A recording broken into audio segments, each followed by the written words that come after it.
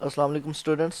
तो मेरा नाम यासिर अब्बासी है और आज फर्स्ट ईयर की मैथमेटिक्स का चैप्टर 4 सीक्वेंस एंड सीरीज़ है। उसको मैं स्टार्ट करने जा रहा हूँ और सबसे पहले उसकी आज की वीडियो में उसके 4.1 एक्सरसाइज जो है उसके क्वेश्चन नंबर 1, 2 और 3 को हम सॉल्व करेंगे और इनके सारे पार्ट्स को यहाँ पे सॉल्व करेंगे। तो ये केपीके टेक्स्ट बुक बोर्ड की बुक है जिसको मैं फॉलो कर रहा हूँ, चूँकि अभी ये नए सिलेबस के मुताबिक फेडरल बोर्ड और कुछ और बोर्ड्स में भी पढ़ाई जाती है। तो आज हम इसका पहला लेक्चर स्टार्ट करेंगे और चैप्टर का नाम है सीक्वेंस एंड सीरीज़। ठीक है। तो सबसे पहले हम सीक्वेंस एंड सीरीज़ के इंट्रोडक्शन देखेंगे कि इंट्रोडक्शन में क्या होता है। इसके इंट्रोडक्शन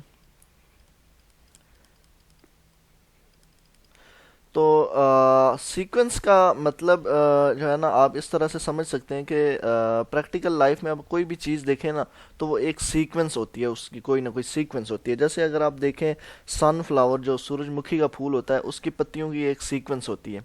इसी तरह से इसी तरह से जो अगर आप देखें स्पाइडर वेब देखें, जो मकड़ी का जाला होता है, वो उसका भी एक प्रॉपर किस्म का पैटर्न होता है, एक सीक्वेंस टाइप होती है।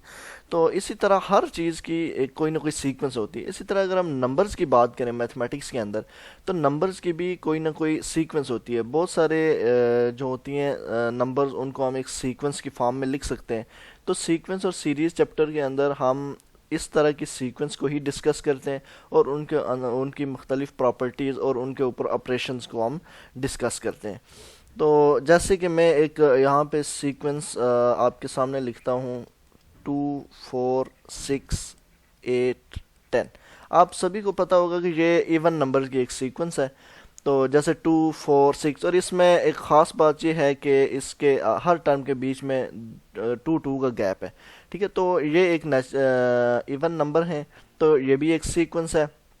इसी तरह अगर मैं एक और एग्जांपल लूँ, 1, 1 एंड 1/2, 2, 2 एंड 1/2, 3, 3 एंड 1/2। तो ये भी एक सीक्वेंस है जो कि चलती जा रही है, इनफिनिट सीक्वेंस है। तो इसका पहला एलिमेंट 1 है और उसका अगला एलिमेंट 1.5 है, यानी 1 में हम 1/2 मीन्स 1/2 और ऐड कर लेते हैं। इसके अगला फिर 2 होता है, 2 में 2 एंड 1/2 ऐड कर लेते हैं।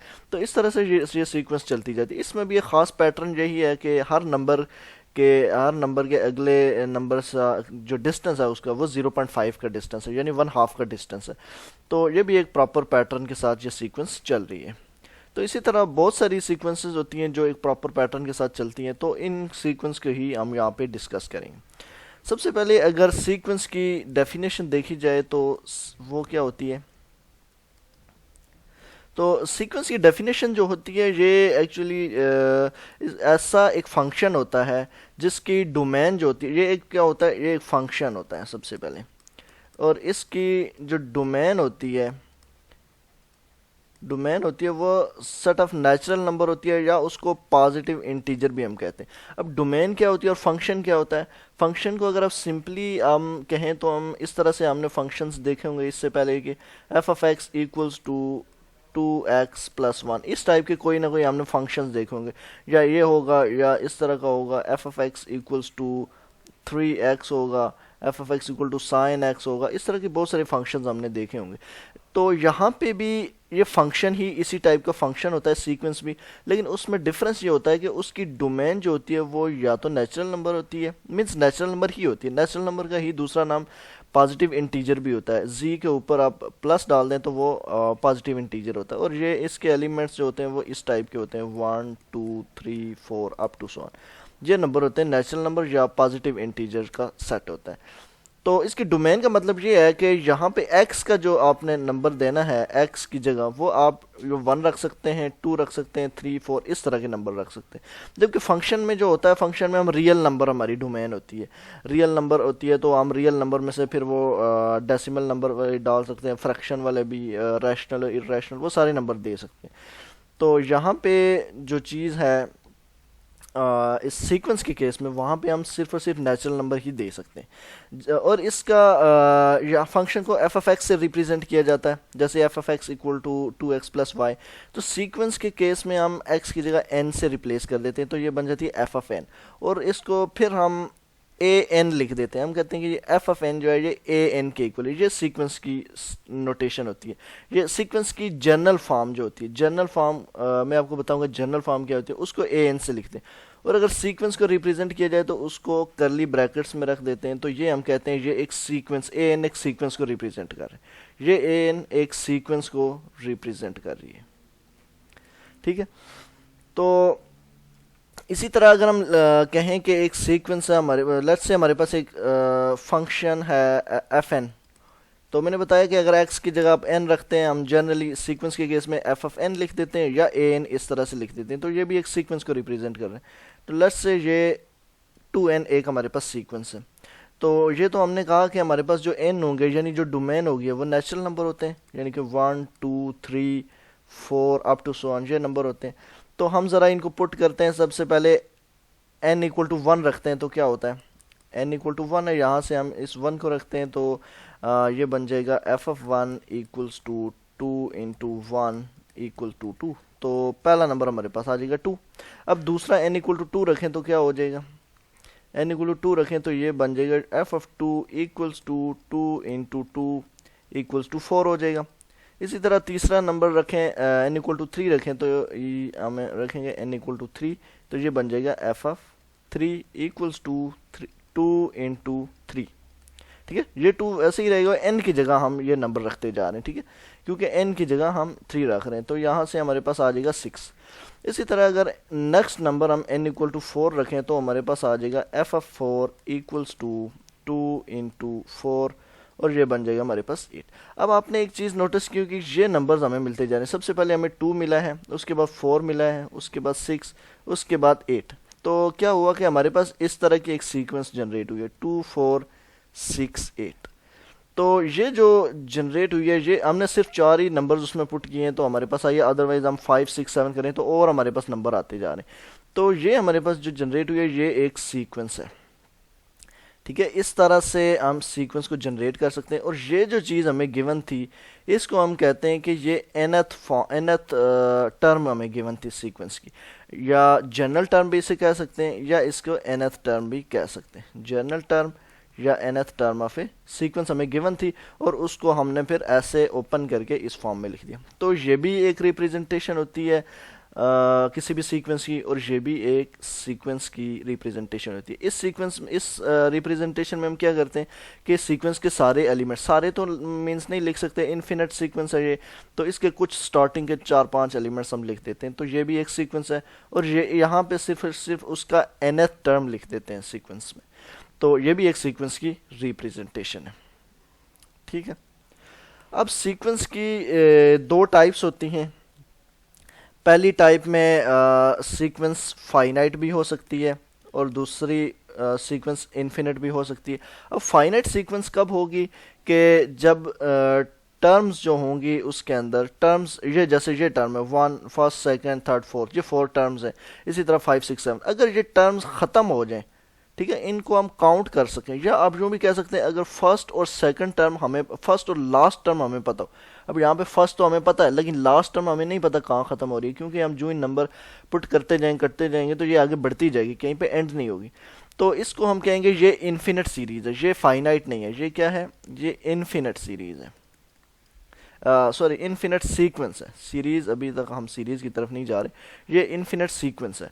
तो फाइनाइट सीक्वेंस का मतलब ये है कि अगर मेरे पास एक सीक्वेंस, यही सीक्वेंस में ले लेता हूँ, पर मैं कहता हूँ कि मेरे पास एक सीक्वेंस है, उसकी पहली 4 ही टर्म्स हैं, तो ये एक फाइनाइट सीक्वेंस है, क्योंकि इसके टर्म्स को हम काउंट कर सकते हैं 1 2 3 4, इसकी टर्म्स को हम काउंट कर सकते हैं, जबकि इसकी टर्म्स को हम काउंट नहीं कर सकते।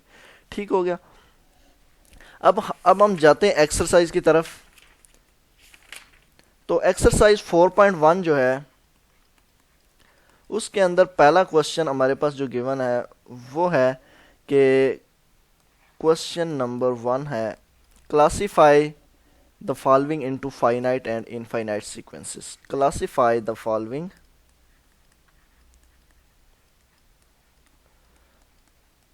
classify the following into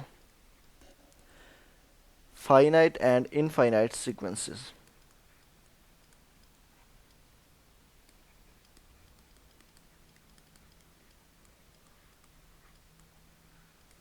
यानी हमारे पास सीक्वेंसेस कुछ गिवन है, तो हमें बताना है उनमें से कौन सी फाइनाइट है और कौन सी इनफाइनाइट है। जैसे फर्स्ट पार्ट है हमारे पास 2 4 6 8 and up to so on, और ये 50th पे जाके ख़त्म हो जाता है। अब इस सीक्वेंस की अगर हम बात करें तो ये एक फाइनाइट सीक्वेंस है, क्योंकि फर्स्ट टर्म इसकी 2 है और लास्ट टर्म 50 है, तो पहली और लास्ट टर्म हमें इसकी पता है, तो इस वजह से ये हम कहेंगे फाइनाइट सीक्वेंस है। इन अदर वर्ड्स आप ऐसे भी कह सकते हैं, इनको अगर आप काउंट करना शुरू करें 2 4 6 8, यहाँ पे चलते चलते बीच वाले नंबर कैसे होंगे, ये 10 12 इससे करते करते 50 पे एंड हो जाएगी, तो हम इन सारों को काउंट करें तो वो काउंट भी कर सकते हैं, तो ये एक फाइनाइट सीक्वेंस हो जाएगी। तो सेकंड पार्ट जो है इसका वो है 1 0 1 0 1 और अप टू सॉन, यहाँ पे ये डॉट डॉट लगे। अब डॉट डॉट का मतलब ये है कि ये यहाँ पे कंटिन्यू, कहीं पे हमें इसका लास्ट जो नंबर है वो नज़र नहीं आ रहा, लास्ट टर्म, ये इसको, ये जो नंबर्स होते हैं ना इसको कहते हैं ये सीक्वेंस की टर्म्स हैं, ये फर्स्ट टर्म है, सेकंड है, थर्ड है, फोर्थ, फिफ्थ टर्म है, तो हमें इसकी लास्ट टर्म सीक्वेंस की नज़र नहीं आ रही। ठीक है, ये फर्स्ट टर्म तो नज़र आ रही है पर लास्ट नहीं नज़र आ रही, तो इस वजह से हम कह सकते हैं कि ये सीक्वेंस इनफिनिट सीक्वेंस है, ये फाइनाइट सीक्वेंस है और ये इनफिनिट सीक्वेंस है। ठीक है, अब इसके बाद हमारे पास थर्ड पार्ट है जो कि स्टार्ट में डॉट डॉट से स्टार्ट होता है और -4 0 4 8 अप टू सो ऑन, और ये 60 पे जाके एंड हो जाता है। अब इसकी अगर आप बात करें तो यहाँ पर लास्ट टर्म तो हमारे पास 60 है हमें पता है, लेकिन फर्स्ट टर्म हमें यहाँ पे नज़र नहीं आ रही, ये डॉट डॉट है, हमें नहीं पता ये कहाँ से स्टार्ट हो रहा है, क्योंकि यहाँ से ये नेगेटिव टर्म पीछे की तरफ स्टार्ट हो रही है, तो ये पता नहीं कहाँ तक जाती हैं, तो क्योंकि यहाँ पे इनफिनिट टर्म्स होंगी तो इस वजह से हम कहेंगे ये हमारे पास इनफिनिट सीक्वेंस है, इनफिनिट। ठीक है, इसका नेक्स्ट फोर्थ पार्ट जो है पहले क्वेश्चन का वो है 1 -1/3 1/9 -1/27 अप टू सो ऑन -1/2187। अब इस सीक्वेंस को अगर आप देखें तो ये इसकी फर्स्ट टर्म है और ये इसकी लास्ट टर्म है, तो दोनों टर्म्स हमें पता है, फर्स्ट भी और लास्ट भी, तो ये सीक्वेंस जो होगी ये एक फाइनाइट सीक्वेंस हो जाएगी। ठीक है, तो ये क्वेश्चन 1 यहाँ पे एंड हो गया। इसके बाद हमारे पास है क्वेश्चन नंबर 2। क्वेश्चन 2 है find the first 4 terms, find the first 4 terms of a sequence with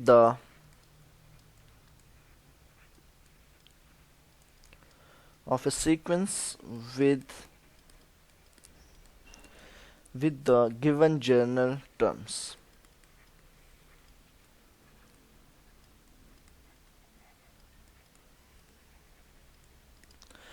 तो ये हमें एक जनरल टर्म्स गिवन है, पहला पार्ट है उसमें n into n plus 1 divided by 2, ये हमें एक जनरल टर्म दे दी गई है और हमें फाइंड क्या करना है कि first 4 terms of A sequence हमें फाइंड करनी है, फर्स्ट इसकी 4 टर्म्स हमें निकालनी है।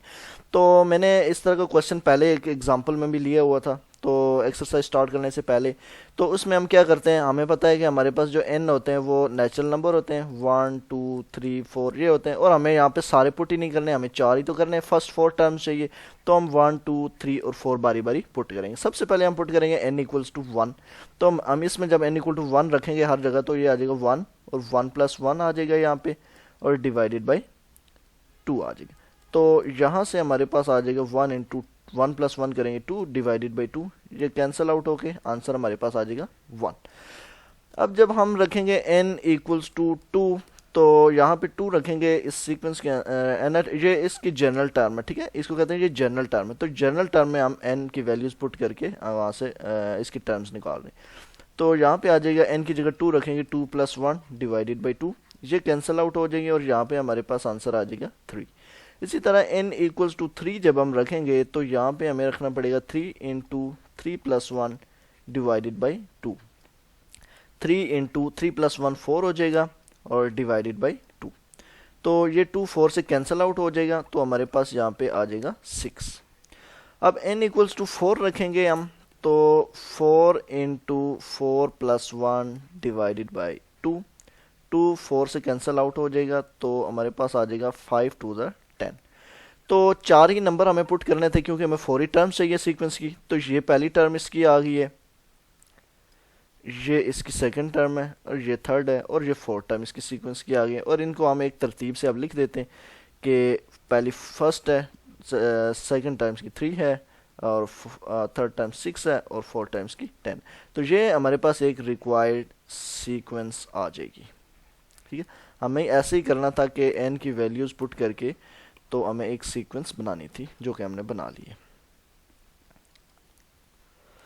अब इसका सेकंड पार्ट अगर मैं देखूं तो सेकंड पार्ट है -1 to the n -1 2 to the n plus 1। ये हमारे पास सीक्वेंस गिवन है, हमने कुछ भी नहीं करना, वही n की वैल्यूज़ 1 2 3 4 रखनी है, क्योंकि हमें कहा गया इसकी फर्स्ट 4 टर्म्स निकालनी है। तो n इक्वल्स टू 1 रखेंगे आप, तो ये -1 टू दी 1 -1 हो जाएगा, 2 टू दी 1 प्लस 1 हो जाएगा, और ये -1 टू दी 0, किसी चीज़ की पावर 0 जब हो जाती है तो वो 1 के इक्वल हो जाता है। और ये 2 है, और 2 की पावर 2 का मतलब ये है कि ये हो जाएगा 4 4 को 1 से मल्टीप्लाई करेंगे तो ये 4 आ जाएगी। और n इक्वल्स टू 2 जब आप रखेंगे तो यहाँ पे अब रखें 2, तो -1 की एक्सपोनेंट में आ जाएगा 2 -1, और 2 की 2 टू दी 2 प्लस 1, n की जगह बस 2 2 रख दें। अब यहाँ पे आ जाएगा -1 टू दी 2 -1 1 हो जाएगा, और 2 की पावर आ जाएगी 3। अब -1 की पावर 1, चूंकि 1 ऑड नंबर है तो यहाँ से हमें -1 मिल जाएगा, और यहाँ से 2 टू दी 3 का मतलब ये है कि 2 को 3 टाइम्स मल्टीप्लाई करें, 2 मल्टीप्लाई बाई 2 मल्टीप्लाई बाई 2, तो यहाँ पे 8 मिल जाएगी। 8 को -1 से मल्टीप्लाई करेंगे तो -8 आ जाएगी। इसी तरह n इक्वल्स टू 3 रखेंगे तो अब मैं थोड़ा सा डायरेक्ट स्टेप करता हूँ, तो यहाँ पे 3 रखेंगे तो 3 -1 2 हो जाएगा, और यहाँ पे 2 की एक्सपोनेंट में आ जाएगा 4, तो ये आ जाएगा 16 यहाँ पे आ जाएगा। इसी तरह n इक्वल्स टू 4 रखेंगे तो हमारे पास आ जाएगा -1 की पावर आ जाएगी 3, और 2 की पावर आ जाएगी हमारे पास 5 आ जाएगी। तो यहाँ पे हमारे पास -32 आंसर आ जाएगी। तो हमें फर्स्ट 4 टर्म फाइंड करनी थी, जो कि हमने फाइंड कर ली हैं। पहली टर्म हमारे पास आ गई थी 4, दूसरी है -8, तीसरी 16, और फोर्थ टर्म हमारे पास -32। इनको रखेंगे हम एक तरतीब से लिखेंगे, 4 -8 16 एंड -32। तो ये हमारे पास first 4 terms of the sequence आ जाएंगे। अब इसका थर्ड पार्ट अगर मैं उसको लिखूं यहाँ पे तो वो है 1/3 टू दी n। कुछ भी नहीं करना, आपने n इक्वल्स टू 1 रखना है, फिर 2 रखना है, फिर 3 रखना है, फिर 4 रखना है। तो n इक्वल्स टू 1 रखेंगे जब, तो ये 1/3 ही बन जाएगा, पावर 1 का मतलब वही 1/3 ही हो जाएगा। तो ये फर्स्ट टर्म आ जाएगी। सेकंड में इसकी पावर आप 2 रख देंगे। अब मैं थोड़ा सा इसको डायरेक्ट करता हूँ क्योंकि आप समझ चुके हैं कैसे सॉल्व करना है इसको। तो 1/3 की पावर जब 2 होगी तो 1 की पावर 2, और नीचे वाले की पावर भी 2 हो जाएगी। तो 1 का स्क्वायर तो 1 ही होता है, और 3 का स्क्वायर 9 होता है। ये सेकंड टर्म हो जाएगी। इसी तरह थर्ड में क्या होगा कि 1 की पावर 3 हो जाएगी और 3 की पावर 3 हो जाएगी। तो 1 की पावर 3, तो किसी 1 की पावर जो भी है वो 1 ही रहती है, और 3 की पावर जो 3 है वो 27 हो जाएगी। इसी तरह जो n इक्वल टू 4 पुट करेंगे तो 1 की पावर 4 और 3 की पावर 4 हो जाएगा। तो 1 की पावर 4 1 ही रहेगा, और 3 की पावर 4 बन जाएगा 81। तो ये हमारे पास 4 टर्म हो जाएगी। तो इनको जब हम एक सीक्वेंस में लिखेंगे 1 2 3 4, ये 4 टर्म्स, तो ये हमारे पास एक सीक्वेंस बन जाएगी।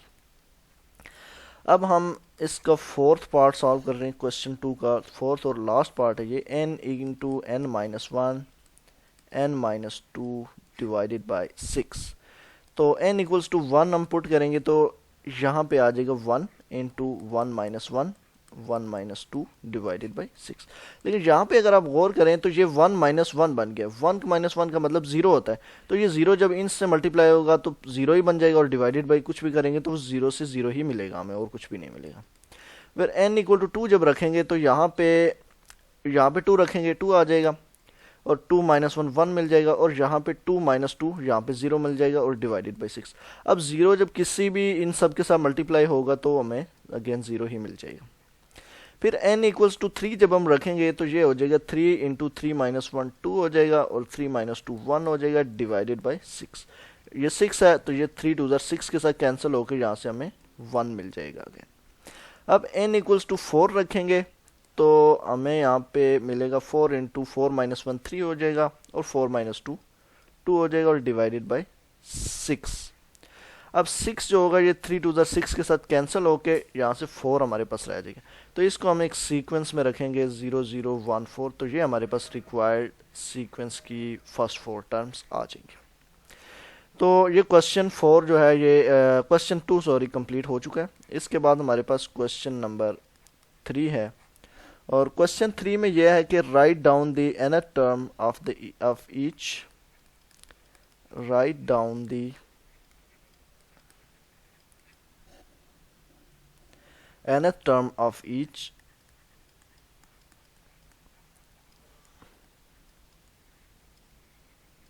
nth term of each sequence as suggested by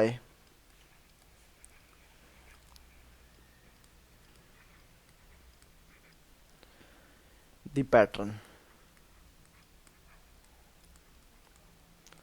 तो हमें एक यहाँ पे पैटर्न दे दिया गया है, तो वो पैटर्न जो उससे जो हमें nth टर्म जो नज़र आएगी तो वो nth टर्म हमने यहाँ पे लिखनी है। अब nth कोई स्पेसिफिक टर्म नहीं है, तो हम nth मीन्स कि वो जर्नल टर्म होगी। nth टर्म का मतलब होता है जर्नल टर्म, ये मैं आपको पहले ही बता चुका हूँ। ये 3/4 है और ये 4/5 है, और ये कंटिन्यू चलती जा रही है, इन्फिनिट सीक्वेंस है। तो इसके हमने पैटर्न से देख के तो हमने अंदाज़ा लगाना है कि इसकी nth टर्म कैसी होगी। अब इसके अगर आप पहली को देखें, हम सिर्फ ऊपर वाले नंबर को अभी पहले देख रहे हैं, बाकी सबको हम अभी नहीं देख रहे। हम इसके पहले नंबर को टॉप पे देखें तो ये 1 है, सेकंड पे 2 है, यहाँ पे 3rd है, यहाँ पे 4th है। जो यानी फर्स्ट टर्म में ऊपर 1st है, सेकंड में ऊपर 2 है, थर्ड में 3 है, 4 में 4 है। तो इसी तरह हमें अगर nth टर्म चाहिए, हमें कितनी टर्म चाहिए, हमें nth टर्म चाहिए, तो इसका मतलब ये nth टर्म के ऊपर n होगा। अब फर्स्ट टर्म के ऊपर 1st है, सेकंड के ऊपर 2 है, थर्ड के ऊपर 3 है, तो nth टर्म के ऊपर 3 होगा, nth टर्म के ऊपर n होगा डेफिनेटली, डिवाइडेड बाय। अब फर्स्ट टर्म के नीचे अगर 2 है और फर्स्ट टर्म के नीचे 2 होने का मतलब ये फर्स्ट टर्म है तो उससे एक बड़ा नंबर 2 है। सेकंड टर्म के नीचे 3 है, यानी सेकंड टर्म के नीचे उससे एक बड़ा नंबर 3 है। इसी तरह थर्ड के नीचे 4 है, और 4 के नीचे 5 लिखा हुआ। तो इसी तरह जो nth टर्म होगी उससे भी एक नंबर बड़ा होगा, तो n से एक नंबर बड़े होने का मतलब n+1 है, तो ये n+1 यहाँ पे आ जाएगा। तो ये हमें nth term, required nth term जो है वो यहाँ से मिल जाएगी। ठीक है, पहला क्वेश्चन ये यहाँ पे पहला पार्ट उसका कंप्लीट हो चुका है। सेकंड पार्ट में हमारे पास जो सीक्वेंस है वो है 2 -4, उसके बाद 6 है, -8 है, और 10 और अप टू सो ऑन। ये हमारे पास सीक्वेंस है। इसकी nth टर्म हमने लिखनी। एक चीज़ याद रखें, हमेशा जब भी एक टर्म के साथ माइनस हो, एक के साथ प्लस हो, जैसे यहाँ पे प्लस है, माइनस है, प्लस है, माइनस है, तो इसका मतलब है कि आप जो है -1 की पावर n+1 यहाँ पे लिखेंगे। क्यों लिखेंगे? अब फर्स्ट टर्म प्लस थी तो हमने n+1 रखा है यहाँ पे। अगर फर्स्ट टर्म इसकी माइनस होती तो फिर खाली -1 की पावर n रखते, फिर +1 नहीं करना था। वो क्यों? क्योंकि अभी जब हम n रखेंगे यहाँ पे, हम क्या करते होते हैं, जब हम इन n टर्म से वापस इसमें जाते हैं तो हम क्या करते हैं, n की जगह हम 1 रखेंगे। जब 1 रखेंगे तो क्या 1 + 1 2, तो -1 की पावर 2 करेंगे तो वो 1 हो जाएगा, तो यानी कि यहाँ पे प्लस आ जाएगा। जब इसकी बारी आएगी तो 2 रखना चाहिए। सेकंड n = 2 पुट करने से ये आती है, तो n = 2 यहाँ पे पुट करेंगे तो 2 + 1 3, -1 की पावर 3, तो ये नेगेटिव आ जाएगा, तो ये टर्म ऐसे आएगी। तो ये तो सिर्फ और सिर्फ आ गया इस नेगेटिव साइन के लिए आ जाए जो सारी टर्म्स के साथ हैं। अब यहाँ पे अगर आप एक और चीज़ को अगर उसको देखें तो पहली टर्म 2 है, नेक्स्ट 4 है, 6 है, 8 है, तो ये एक किस्म के वो इवन नंबर नहीं बन रहे जो हमने पहले भी देखे था 2 4 6 8। सिर्फ ये माइनस माइनस बीच में आ रहा है, उसके लिए तो हमने ऑलरेडी ये चीज़ लिख दी है। जी जहाँ भी हो तो आपको ये चीज़ नज़र आएगी जब इस तरह की, इनको कहते हैं अल्टरनेटिंग टर्म, जिसके एक साइन प्लस हो, दूसरी टर्म का माइनस हो, फिर प्लस हो, माइनस हो, इस तरह से। तो ना इसको हम कैसे लिख सकते हैं? इसको हम लिखेंगे 2n। ये जो 2 4 6 8 है, इनको 2n के जरिए लिखें। 2n का मतलब यही होता है, आप n की जगह 1 रखें तो क्या होगा, टू हो जाएगा, ये फर्स्ट टर्म बन जाएगी। एन की जगह आप टू रखें तो क्या होगा, टू टू द फोर, ये टर्म बन जाएगी। माइनस इधर से आता जाएगा साथ, ठीक है। और थ्री रखेंगे एन इक्वल टू, तो थ्री टू द सिक्स आ जाएगा। तो ये इसकी जनरल टर्म है, ठीक है। ये हमने यहाँ से आइडिया लगा के कि ये किस तरह से ये टर्म्स हैं, तो हम ये लिखते हैं। जबकि इससे पिछले वाले क्वेश्चन के अंदर हम क्या कर रहे थे, हम इस तरह की जनरल टर्म हमारे पास होती थी, हम n इक्वल टू वन रखते थे, n इक्वल टू टू रखते थे, n equal to three, n equal to four रखते थे, तो हमें क्या होता था, हमें ये टर्म्स मिल जाती थी फर्स्ट फोर। तो वो चीज़ अभी भी आप इसको वेरीफाई भी कर सकते हैं कि इसकी जगह आप n इक्वल टू वन रखें तो आपको ये टर्म मिल जाएगी, n इक्वल टू टू रखेंगे तो आपको ये सेकंड टर्म मिलेगी, n इक्वल टू थ्री रखेंगे तो थर्ड टर्म मिलेगी, n इक्वल टू फोर रखेंगे तो आपको ये फोर्थ टर्म मिल जाएगी, ठीक है। तो ये इसकी n टर्म जो फाइंड करनी थी वो हमने फाइंड कर ली है। इसके बाद थर्ड और इम्पॉर्टेंट और इजी इंटरेस्टिंग पार्ट जो है वो है one minus one, one minus one up to so. ये एक सीक्वेंस है, इसकी nth टर्म लिखनी है। अब मैंने अभी पिछले ही क्वेश्चन के अंदर आपको बताया कि अगर ये जो होता है ना खाली plus minus plus minus plus minus, तो इसके लिए हम ये चीज़ लिखते हैं। ये एक मिनट में इसको ज़रा हाईलाइट कर लेता हूँ। ये जो है ना, ये टर्म हमने सिर्फ और सिर्फ इन साइन के लिए लिखी है। यहाँ पे प्लस साइन था, यहाँ पे माइनस था, यहाँ प्लस है, माइनस है, यहाँ प्लस है, इस तरह से चल। अब यहाँ पे और कुछ है ही नहीं, खाली प्लस है, वन है, सिर्फ प्लस वन है, minus one, plus one, minus one, इस तरह से। तो सिर्फ और सिर्फ यही चीज़ हम लिख देंगे, यही इसके लिए काफ़ी होगा, क्योंकि साइन या आप प्लस वन लिखें या प्लस लिखें तो वो एक ही बात है। मीन्स के जब कुछ भी नहीं है उसके साथ तो वो वन ही होगा।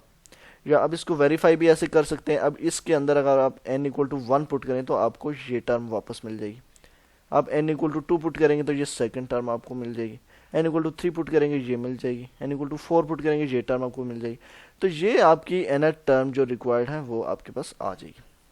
तो ये तीन क्वेश्चन इसके कंप्लीट हो चुके हैं। बाकी क्वेश्चन हम नेक्स्ट वीडियो में देखेंगे।